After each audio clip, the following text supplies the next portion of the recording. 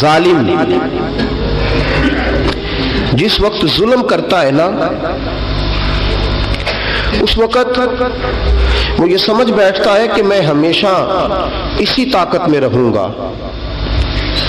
ظالم جب ظلم کرتا ہے تو وہ سمجھتا ہے کہ شاید یہی قوت، یہی طاقت، یہی جوانی، یہی اقتدار یہ قائم رہے گا، لیکن کبھی ظلم کا راج قائم رہ سکا نہیں، رہتا ہی نہیں۔ یزید نے ظلم کی حد کر دی، جب تخت حکومت میں بیٹھا تو ظلم کی حد کر دی، حد کر دی اس نے سمجھا تھا کہ شاید یہ اقتدار میرے پاس رہے گا، شاید یہ تخت جو میں نے سجایا ہے اس پہ سجا رہوں گا، بنا رہوں گا، قائم رہوں گا۔ اسے سمجھ نہیں نہ آئی کہ حکومتیں ظلم سے نہیں عدل سے قائم رہتی ہیں۔ میرے عمر فاروق رضی اللہ تعالیٰ عنہ کی حکومت عدل سے قائم تھی تو 12 سال قائم رہی، 12 سال قائم رہی، اور عمر چلے گئے، عدل کرتے کرتے چلے گئے۔ میں اگلے جمعے بیان کروں گا حضرت عمر کے بارے میں۔ جناب عمر چلے گئے، عدل کرتے کرتے دنیا سے رخصت ہو گئے، لیکن مدینے کی گلی سے بھی جا کے پوچھو گے تو عمر کے عدل کی گواہی دے گی۔ مدینے کی گلی اور مٹی بھی کہے گی کہ عمر عادل تھا۔ یزید نے ظلم کیا نا، پورے 4.5 سال رہا، لیکن اس کا خیال تھا کہ میں جمع رہوں گا، بنا رہوں گا، رہ سکا نہیں، رہ سکا، کیونکہ اللہ غافل ہے، اللہ کو پتہ ہے۔ اور ایک اور بات بھی، ایک اور جملہ بھی کہنے لگا ہوں، اسے بھی یاد رکھیے گا، ظالموں کو مددگار بھی مل جاتے ہیں،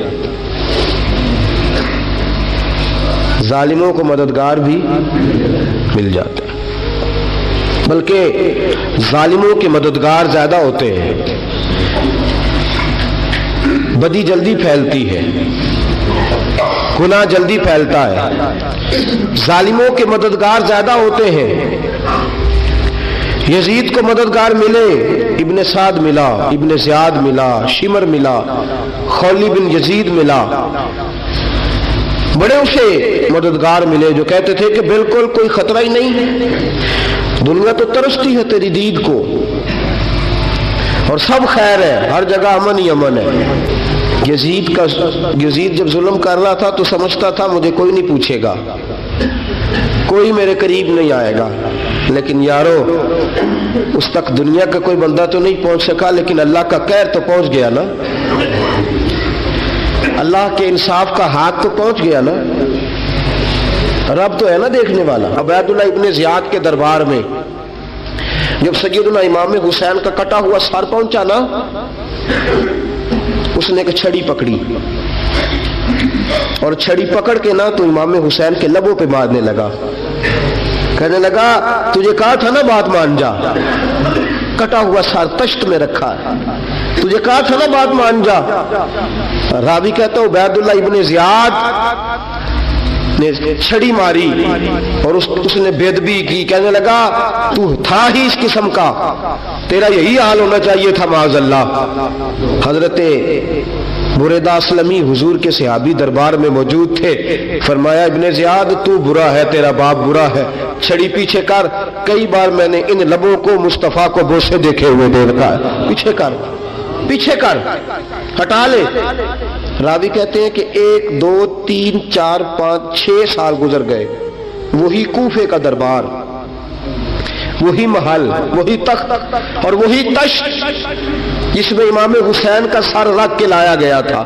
6 سال کے بعد مختار ثقفی حکمران بن گیا۔ مختار ثقفی نے کہا کہ میں چن چن کے ماروں گا وہ بندے جنہوں نے امام حسین کو قتل کیا تھا۔ 1 نہیں 2 نہیں 4 نہیں 6000 بندہ مارا اس نے، چن چن کے۔ راوی کہتے ہیں کہ یہ ابن زیاد 30,000 فوج لے کے نہر فرات کے کنارے میدان کربلا کے سامنے آیا اور اس نے جہاد کیا۔ مختار ثقفی نے ابراہیم بن مالک کو بھیجا، فرمایا جاؤ قتل کر کے لاؤ۔ لڑائی شروع ہو گئی، یکم محرم کو ہوئی تو پھر بند ہو گئی، پھر 5 کو شروع ہو گئی، پھر 7 کو شروع ہو گئی، 10 محرم کا دن آ گیا 6 سال کے بعد، وہی ظہر کا وقت آ گیا، وہی عبید اللہ ابن زیاد جس نے امام حسین رضی اللہ تعالیٰ عنہ کو قتل کروایا تھا، وہ گرا ہوا ہے اور زمین پہ گرا ہے، اس کی گردن پہ ابراہیم بن مالک نے پیر رکھا اور اس کی گردن کو کاٹ کے تشت میں رکھا، اور تشت میں رکھ کے جب اس نے کوفہ بھیجا، وہی تخت جس پہ عبید اللہ ابن زیاد نے بیٹھ کے امام حسین کے مبارک لبوں پہ چھڑی ماری تھی، اسی تشت پہ رکھ کے جب اسی عبید اللہ ابن زیاد کا سر سامنے رکھا تو کوفے کے اس دارالخلافہ کے ایک کونے سے ایک بابا بولا اور بول کے کہنے لگا، لوگوں گواہ رہنا میرا رب بڑا عادل ہے، گواہ رہنا اللہ بڑا عادل ہے۔ چیختا ہے، کونے سے پکارتا، کہتا لوگوں عدل ہو گیا، انصاف ہو گیا، عدل ہو گیا، انصاف۔ دیکھو دیکھو، جب حسین کا سار آیا تھا، ابن زیاد نے گستاخی کی تھی تو کونے سے آوازیں نکلنے لگی تھی کہ زیاد برا ہے، حسین اچھا ہے۔ آج ابن زیاد کا سار آیا ہے، آواز پھر کونے سے نکلی ہے، لیکن آواز کیا گونج رہی ہے؟ آواز پھر وہی گونج رہی ہے، زیاد ابن زیاد برا تھا، حسین کو اللہ نے بڑی عزت عطا فرما رکھی۔ مکافات عمل، مکافات عمل، اللہ غافل نہیں ظالم جو کام کرتے، اللہ غافل نہیں۔ 6 سال کے بعد وہی دن، وہی وقت، وہی گھڑی، وہی لمحہ، وہی سارا نظام، وہی دربار، انسان ڈرتا نہیں، انسان باز آتا، عبرت پکڑتا۔ ابن زیاد اس وقت کہتا تھا کہ میں جاؤں حسین کے پاس، یہ میں جو ہوتی ہے یہ مروا دیتی ہے۔ شیطان نے کہا تھا انا خیر منہم، میں بہتر ہوں، بس ختم ہو گیا، ختم ہو گیا۔ ابن زیاد قتل ہوا، وہی تاریخ، وہی زمانہ، اللہ کریم نے اس کو ذلت کی موت دی، مرا، اور 30,000 فوج لے کے نکلا تھا، پھر بھی بچ سکا نہیں۔ یہ ابن زیاد کا حال ہوا۔ ابن سعد صحابی کا بیٹا تھا، نبی پاک علیہ السلام کے پیارے صحابی کا بیٹا تھا، جناب سعد بن نبی وقاص کی اولاد تھی، لیکن یاد رکھنا اگر ایک صحابی کا بیٹا یزید بن سکتا ہے تو دوسرے کا ابن سعد بھی بن سکتا ہے۔ اور صرف یوں ہی توجہ نہ کیا کرو، ابو جہل کا بیٹا بھی تو صحابی رسول بن گیا تھا نا، یخرج الحی من المیت و یخرج المیت من الحی، رب فرماتے میں زندوں سے مردے اور مردوں سے زندے نکال دیا کرتا ہوں۔ میں کبھی کبھی کعبے کے اندر بت بھی رکھوا دیتا ہوں، گھر میرا اور میرے ہی شریک اس گھر کے اندر راج کرتے رہتے، میری بے نیازی ہے، کچھ کا کچھ کر دیتا ہوں۔ ابن سعد مختار حکمران بنا تو مختار ثقفی نے ابن سعد کے بیٹے حفص کو بلایا، اور مزے کی بات یہ ہے کہ مختار جو بعد میں حکمران بنا نا، بڑی یاری تھی اس کی ابن سعد کے ساتھ۔ جتنے قاتلان امام حسین تھے وہ کوفہ چھوڑ کے بھاگ گئے، دوڑ گئے۔ اور ایک بات یاد رکھنا، ظالم بزدل ہوتا ہے، ظالم بزدل ہوتا ہے، اس کے اندر وہ اطمینان نہیں ہوتا، تو ڈر لگتا۔ بھاگ گئے سارے کوفہ چھوڑ کے، لیکن ابن سعد نے کہا مختار میرا یار ہے، مجھے کچھ نہیں کہے گا۔ اس کے گھر والوں نے سمجھایا کہ تو دوڑ جا، تیرا تو ظلم بھی بہت زیادہ ہے، دوڑ جا تو۔ اس نے کہا نہیں میرا یار ہے، مجھے کچھ نہیں کہے گا۔ اس نے کہا تو نبی پاک کے نواسوں کا نہیں بنا تو تیرا یار تیرا بنے گا، تو رسول پاک علیہ السلام کے خاندان کا نہیں بنا، ان کا تو نے احترام نہیں کیا، یاری کا۔ اس نے کہا نہیں مجھے کچھ نہیں کہنے والا، تم چھوڑو اس بات کو۔ حفص کو پیغام بھیجا، بیٹا آیا۔ مختار نے کہا تیرا باپ کدھر ہے؟ اس نے کہا جی ابا جی اب باہر نہیں نکلتے، بس گھر کے کونے میں بیٹھ کے اللہ اللہ کرتے ہیں۔ اس نے کہا اچھا کیا کرتے ہیں؟ کہا جی گوشہ نشین ہو گئے۔ اس نے کہا اب تیرا باپ گوشہ نشین ہوا ہے؟ اب گوشہ نشین ہوا ہے؟ بھیڑیے سے لومڑی نے کہا کہ جاؤ شکار کر لو، تو بھیڑیا کہنے لگا بوڑھا ہو گیا تھا نا، بھیڑیا کہنے لگا نہیں میں نیک ہو گیا ہوں، میں نے شکار کرنا چھوڑ دیا ہے۔ میں کسی جانور کو تنگ نہیں کرتا. تو لومڑی کہنے لگی نہیں بادشاہ سچی بات کر, اب تجھ سے دوڑا ہی نہیں جاتا, اب شکار پکڑا جاتا, اب تجھ سے دوڑا نہیں جاتا پکڑ, اب تیرے اندر آج بھی طاقت آئے تو کم کرے نہ, تو اب بھی چھوڑنے والا, اب تجھ سے دوڑا نہیں جاتا.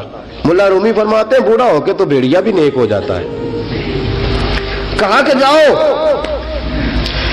تمہیں بلا رہا ہے. کہا نہیں جی میرے ابا جی نا آپ اندر رہ کے اللہ اللہ کرتے. اس نے کہا اسے اللہ اللہ یاد آئی ہے, اب اللہ اللہ یاد آئی ہے, کچھ گناہ ایسے ہیں جو رب معاف نہیں کرے گا. فرمایا وہ جتنی مرضی نمازیں پڑھے, جتنے مرضی روزے رکھے, جتنی مرضی نفل پڑھے, سارا کچھ کر لے, لیکن اللہ کبھی حسین کے گستاخ کو معاف نہیں کرے گا, کبھی نہیں معاف کرے گا. اس لیے کہ جو حسین کا بے ادب ہے وہ دراصل رسول پاک کا بے ادب ہے. اللہ اسے معاف کرے گا. اس ظالم میں اس نے ظلم کیا. ابھی 6 سال ہی تو گزرے تھے, 6 سال ہوئے صرف. ابن سعد بھیجا بیٹے کو, کہا جا اب اپنے باپ کو جا کے کہا تجھے مختار بلاتا ہے, بات سنے آ کے. ڈر گیا. میں نے کہا ظالم بزدل ہوتا ہے. کہنے لگا اس سے جا کے کہو میں نہیں آ سکتا, بیمار ہوں. اس نے کہا چلو وہ نہیں آ سکتا تو ہم تو جا سکتے ہیں نا, ہم تو جائیں گے نا. ابن سعد نے بھیجے 10-12 بندے, فرمایا جاؤ زندہ نہ لے کے آنا میرے پاس, میرے پاس زندہ نہ لے کے آنا. گئے, بیٹے کو حفص کو گرفتار کر کے کھڑا کر دیا, اور جناب یہ جو ابن سعد تھا اس کو بھیجا. کہا جب تم اس تک پہنچو نا تو جا کے گردن مارنا اس کی, اور مجھے اس کی وجود نہیں دیکھنا, صرف کٹا ہوا سر دیکھنا ہے. گئے, جا کے اس کو پکارا, کا مختار میں بھیجا ہے مارنے کے لیے. کہنے لگے مختار مجھے نہیں مار سکتا, میرا یار ہے. ابن سعد کہتا ہے مختار مجھے مار سکتا, میرا یار ہے. ان فوجیوں میں سے ایک فوجی کہنے لگا اگر تو محمد کے نواسے کو مار سکتا ہے تو تجھے بھی تیرا یار مار سکتا ہے صلی اللہ علیہ. اگر تو رسول پاک صلی اللہ تعالی علیہ وسلم کے نواسے کو قتل کر سکتا ہے, تو نے نبی کا حیا نہیں کیا, وہ یاری کا حیا کیوں کرے؟ تو نے ظلم کیا ہے, اب دیکھ تیرا حال کیا ہوتا ہے. گرفتار کر لیا, منتیں کرتا رہا.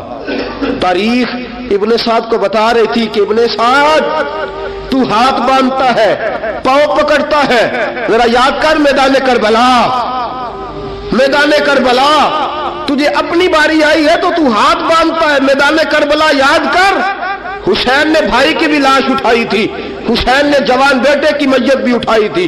6 مہینے کا علی اصغر بھی اس کی گود میں دم توڑ گیا تھا. اس کی بیٹیاں پیچھے تھی, بہن پیچھے تھی, بھانجیاں پیچھے تھی, بھتیجیاں پیچھے تھی, لیکن حسین نے ایک بار بھی ہاتھ نہیں باندھے. یہ کون ہے اٹا ہوا, غبار سے پھٹا ہوا, ہزاروں کوفیوں کے درمیان وہ اکیلا ہی ڈٹا ہوا. یہ بال یقین حسین ہے, نبی کا نور عین ہے. فرمایا یہ وہ میدان کربلا بھی یاد کرنا. تو ظالم تھا نا, معافیاں مانگ رہا ہے. حسین رسول پاک کے نواسے تھے, ایک بار بھی معافی طلب. دیکھ منظر یاد کر, ابن سعد کا ایک ہی بار میں سر قلم کیا, ایک ہی بار میں. امام حسین پہ تو پہلے 82 زخم لگے تھے تلوار کے, 82 زخم تلوار کے, نیزوں کے, اور کئی نیزوں کی انیاں امام حسن کے وجود, امام حسین کے وجود میں ٹوٹ گئی تھی. امام حسین رضی اللہ تعالیٰ عنہ پہلے ڈٹے رہے, جمے رہے, بڑی دیر کے بعد گر, پہلے ہی بار میں گر گیا. ابن سعد کا کٹا ہوا سر پہنچا تو بیٹا کھڑا تھا. مختار سقفی نے کہا کہ تیرا باپ میں نے مار دیا ہے. کہنے لگا کوئی مزہ نہیں رہا زندگی میں. اس نے کہا چلو ٹھیک ہے تمہیں بھی مار دیتے ہیں. پھر مزہ نہیں رہا تو مار دیتے. کاٹ دیا سر اس کا بھی, دونوں سر کاٹے, تشت میں رکھے, اور مدینہ منورہ حضرت محمد بن حنفیہ رضی اللہ تعالیٰ عنہ جو امام حسین کے چھوٹے بھائی تھے, جناب علی کی دوسری زوجہ کے بیٹے تھے, جناب علی کے صاحبزادے ان کے پاس بھیجے, اور بھیج کے کہا کہ لو ابن سعد کا سر حسین کا بدلہ ہے اور اس کے بیٹے کا سر علی اکبر کا بدلہ ہے. جب محمد بن حنفیہ کے پاس پہنچے تو آپ نے فرمایا یہ کمینوں کے سر میرے بھائی کے سر کا بدلہ ہو ہی نہیں سکتے, یہ کہاں حسین کا بدلہ ہو سکتے ہیں. وہ حسین ابن علی, وہ حسین ابن علی, حسین ابن علی کی شان رفت کوئی کیا جانے, حسن جانے, علی جانے, نبی جانے, خدا جانے. وہ حسین ابن علی کہ کہ باپ جنہ دا ہر میدان اندر لڑدا رہا سی کل ایمان بن کے، ماں جنہ دی سجدۃ النساء ہوئے تے نانا عرش تے جاوے مہمان بن کے۔ فرمایا یہ حسین کا بدلہ ہو سکتے ہیں؟ وہ خولی بن یزید، خولی بن یزید جس نے امام حسین کا سر کاٹا تھا، پتہ چلا نا، دیکھیں نا امام حسین کو کتنے موقع ملے تھے کربلا سے جانے کے، پہلے موقع پر ہی اور بن یزید نے کہا کہ امام آپ جانا چاہے تو میں رستے کھول دیتا ہوں، آپ تشریف لے جائیں۔ امام حسین نے فرمایا میں علی کا بیٹا ہوں، دوڑوں گا نہیں، میں دوڑوں گا نہیں، میں نہیں جانے والا۔ خولی بن یزید دوڑ گیا، کوفہ چھوڑ کے دوڑ گیا اور کسی دور دراز علاقے میں جا کے ڈیرا لگا لیا۔ پھر وہاں سے واپس آیا کہ کسی نے کہا امن ہو گیا، آجا، آ گیا دوبارہ کوفے۔ مختار کو پتا چلا کہ آ گیا ہے، پھنس گیا ہے، گھر پہنچ گیا ہے۔ اس کی بیوی جو تھی نا خولی بن یزید کی، بڑی محبت کرتی تھی نبی پاک کے خاندان کے ساتھ، حضور کے خاندان کے ساتھ بڑی محبت کرتی تھی، اور محبت والوں کا انداز پتہ کیا ہے؟ رنگے چمن پسند، نہ پھولوں کی بو پسند، ہم کو ہے وہ پسند جسے آئے تو پسند۔ یہ انداز ہے، انداز محبت یہ ہے کہ نبی پاک کا غلام نہ ہو، سگا چچا بھی ہو تو مانتے نہیں، غلام نہ بنے، سگا چچا بھی ہو تو مانتے نہیں، اور نبی پاک علیہ السلام کا غلام ہو، چاہے حبش کا رہنے والا بلال ہی کیوں نہ ہو، سردار مانتے ہیں۔ یہ انداز محبت ہے۔ وہ بیوی بڑی محبت کرنے والی تھی، اس نے پیغام بھیجا، اس نے کہا آ گیا ہے گھر، بندے بھیجے، کہا جاؤ خولی کو پکڑ کے لاؤ۔ مختار نے کہا جلدی لاؤ، حکمران نے حکم دیا لاؤ، پکڑ کے گئے، گھر کے اندر گئے تو چھپ گیا۔ چھپا کہاں؟ ٹوکرے کے نیچے۔ میں نے کہا ظالم بزدل ہوتے، ایک ٹوکرے کے نیچے چھپ گیا۔ بیوی سے کہنے لگا، ان سے کہنا میں گھر کوئی نہیں، ان سے کہو میں گھر نہیں۔ بیوی کہنے لگی چلو ٹھیک ہے۔ دروازے پہ گئی، وہ کہنے لگے ہم خولی بن یزید کو گرفتار کرنے آئے ہیں۔ منہ سے پکار کے کہنے لگی گھر کوئی نہیں، منہ سے، اور ہاتھ کے اشارے سے کہنے لگی وہ ٹوکرے کے نیچے چھپا ہوا ہے۔ منہ سے کہنے لگی کوئی نہیں گھر، تاکہ سن لے، اندر سن لے۔ منہ سے کہنے لگی کوئی نہیں، ہاتھ کے اشارے سے کہنے لگی چھپا ہوا ٹوکرے کے نیچے۔ گئے، جا کے ٹوکرا ہٹایا، اپنے پاس بہت ساری دولتیں اور جائیدادیں وہ ساری دے دی۔ کہنے لگا یہ میرے پاس کتنا پیسہ ہے، یہ بہت سے کاغذات ہیں، یہ کتنے زیورات ہیں، لے لو، مجھے چھوڑ دو۔ انہوں نے کہا وہ حکومت کدھر ہے جس کے لیے تم نے حسین کا سر کاٹا تھا؟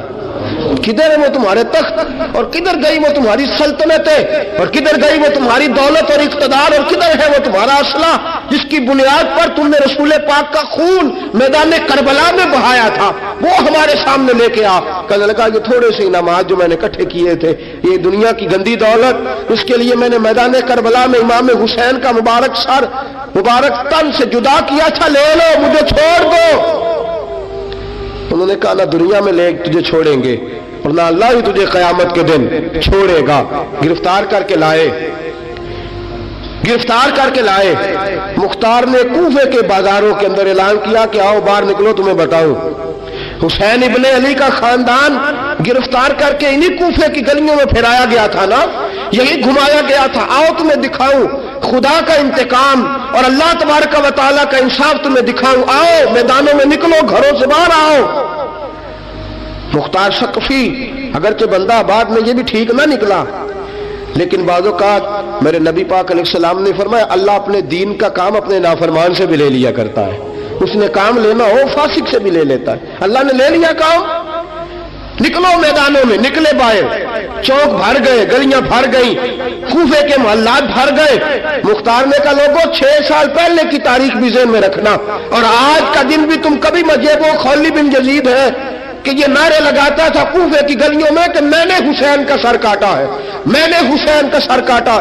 تمہارے سامنے کھڑے، پوچھو پوچھو اس سے پوچھا بھی تو نے حسین کا سر کاٹا؟ کہنے لگا جی میں نے تو بالکل نہیں کاٹا تھا، میں تو انعام کے لیے نعرے لگاتا تھا، میں نے تو نہیں کاٹا۔ اس نے کہا چلو ابھی کرتے ہیں تیرا بندوبست۔ زخم لگائے، زخم لگائے، تلوار کے ساتھ اس کے وجود پر زخم لگائے، اور جب نڈھال ہو گیا، خون بہہ گیا، زمین پہ گر گیا، تو تو مختار نے کہا اس کے وجود کو آگ لگا دو، زندہ کو جلا دو۔ جب وہ جل رہا تھا راکھ اڑ رہی تھی، لوگ کہہ رہے تھے کہ دیکھو یاد رکھنا اللہ نے رسی ڈھیلی کر دی تھی، اب رب نے رسی کھینچی ہے، تو دیکھو خدا سے بڑا کسی کا انصاف نہیں ہے۔ کس انداز میں امام حسین کے قاتل کو شمر ذیل جوشن، میں نے کہا تھا 10 محرم کے دن جب مختار کے لوگ اس کے پیچھے بھاگے تو مدینہ منورہ تک گیا، حضرت امام زین العابدین سے بھی ملا، انہوں نے پانی بھی پلایا، کہنے لگا امام صاحب لگتا ہے آپ نے مجھے پہچانا نہیں۔ فرمایا میرا سارا گھر اجاڑ دیا، میں تجھے بھول سکتا ہوں؟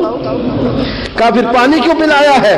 فرمایا بند کرنا تمہارا کام ہے اور دشمنوں کو پلا دینا یہ ہمارے خاندان کا رواج ہے۔ فرمایا مجھے میرا سارا گھر اجاڑ دیا، تجھے کبھی بھول سکتا ہوں؟ بھول ہی نہیں سکتا، لیکن چونکہ ہمارے گھر کا کوئی مزاج ہی تھوڑا منفرد ہے، ہمارا کوئی انداز ہی تھوڑا مختلف ہے۔ شمر دوڑتا امام زین العابدین سے کہنے لگا پناہ، مجھے پناہ ملے گی؟ آپ نے فرمایا جیسے اللہ پناہ نہ دے اسے بندہ بھی نہیں دے سکتا، تیرے پاس اب چارہ کوئی نہیں، اس لیے کہ اب تجھے دیکھے نا، یاد رکھنا ظالم دوڑتے ہیں نا، جب ظالم دوڑتے ہیں تو پناہ مانگتے پھرتے ہیں، جب ان کا توتی بولتا ہے تو کہتے ہیں ہم چما دیگرے نیست، ہمارے جیسا کوئی اور ہے ہی نہیں، اور جب رسی کھینچتا ہے اللہ تو پھر بھاگے پھرتے ہیں گلیوں اور بازاروں میں، دوڑے پھرتے ہیں۔ اس لیے کہتے ہیں کہ ڈر کے رہنا چاہیے، ڈر کے۔ آج ان کے ساری شمر کو کہا کہ تو اب تجھے کوئی پناہ دے نہیں سکتا، اس لیے کہ تو اللہ کی پکڑ میں آنے والا ہے۔ شمر دوڑتا دوڑتا ایک گاؤں میں جا کے چھپ گیا، وہاں کے لوگوں کو مارا پیٹا، کہا قبر کسی نے بتایا تو گردن اڑا دوں گا۔ رات کا سناٹا چھایا تو مختار سقفی کا گروہ پہنچ گیا، شمر کو گرفتار کر کے لایا۔ مختار سقفی نے کہا کہ اس کے نا ہاتھ اور پیر باندھو، یہ پانی بند کرتا تھا میرے امام کے بچوں پر، یہ پانی بند، اور نعرے لگاتا تھا، کھڑا ہو کے کہتا تھا کہ امام پانی جانوروں کو دوں گا، درندوں پرندوں چرندوں کو دوں گا، لیکن اگر علی اصغر مانگے گا تو پھر نہیں دوں گا، علی اکبر مانگے گا تو پھر نہیں دوں گا، عباس مانگیں گے تو پھر نہیں دوں گا، اگر زین العابدین مانگیں گے تو نہیں دوں گا، سکینہ شہربانو اور زینب کو پانی نہیں ملے گا، باقی ساری کائنات پیے گی، آپ کو نہیں ملے گا۔ یہ وہی شمر تھا، گرفتار کر کے لایا، 3 دن تک پیاسا رکھا اور زبان اتنی لمبی باہر نکل آئی، العطش العطش کی آوازیں بلند کرنے لگا۔